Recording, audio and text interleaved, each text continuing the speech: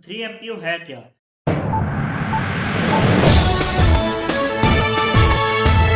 अस्सलाम वालेकुम नाज़रीन, मैं हूं आपके साथ राय अमताल चौहान और आप मेरे साथ मेरे यूट्यूब चैनल पर मौजूद हैं। नाज़रीन, आज हम बात करने जा रहे हैं शेर अफजल मरवत साहब की, जो गिरफ्तारी की गई है, उनको गिरफ्तार कर लिया गया है। और उस गिरफ्तारी के हवाले से हम बात करेंगे और ये भी डिस्कस करेंगे कि क्या कानूनी गिरफ्तारी है, किस कानून के तहत उन्हें गिरफ्तार किया गया है और वो कानून क्या वाकई उन पर लागू होता है या नहीं होता। ये सारे कानूनी तकाज़ों के मुताबिक हम बात आज की गुफ्तगू करेंगे। तो आइए शुरू करते हैं। आज दिन को शेर अफजल मरवत साहब जब हाई कोर्ट में अपना एक इजलास में शिरकत के लिए जा रहे थे, लाहौर हाई कोर्ट, तो उन्हें गिरफ्तार कर लिया गया लाहौर हाई कोर्ट के बाहर से। उन्हें गिरफ्तार किस कानून के तहत किया गया है, ये भी हमारी जो गवर्नमेंट है और जो हमारी पुलिस है उसने बताने की कोशिश की है कि उन्हें गिरफ्तार जो है वो कानूनी तौर पे किया गया और उसके पीछे कौन सा कानून है जो जिसके तहत उन्हें गिरफ्तार किया गया है। पुलिस के मुताबिक तो 3 MPO के तहत उन्हें गिरफ्तार किया गया। 3 MPO क्या है, अब इस पे भी बात कर लेते हैं।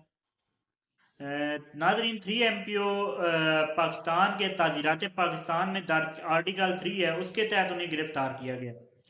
तो 3 MPO है क्या? 3 MPO के मुताबिक कोई भी हुकूमत जो है वो किसी भी शख्स को डिटेन करने का, रखने का या अरेस्ट करने का हक रखती है। पुलिस या हुकूमत, जो जो भी आप कह सकते हैं, हक हासिल है किसी भी शख्स को कानून के तहत। जो शख्स, और किस शख्स को, आप क्या मुझे भी उठा के ले जाएंगे, क्या आपको भी उठा के ले, नहीं, हर वो शख्स जो कि पब्लिक ऑर्डर के लिए, पब्लिक जो लॉ एंड ऑर्डर जैसे हम कहते हैं, पब्लिक ऑर्डर के लिए खतरा हो, जो पब्लिक को इंतशार की तरफ लेके जाने का बायस बन सके, उस शख्स को हुकूमत उठा सकती है, अरेस्ट कर सकती है और उसे डिटेन कर सकती है अपने पास।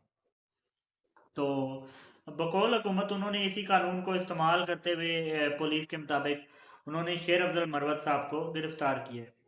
अब इसका फैसला अवाम ने करना है, आप लोगों ने करना है। क्या वाकई वो अवामी जो अवामी सुकून, सुकून है, अवामी पीस है, क्या वाकई उसके लिए वो खतरा थे या नहीं थे?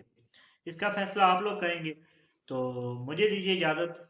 अब तक के लिए इतनी। हमारे चैनल को सब्सक्राइब कर दें और इस वीडियो को लाइक और शेयर और कमेंट कर दें। अब तक के लिए इतनी। मुझे दीजिए इजाज़त। अल्लाह हाफ़िज़।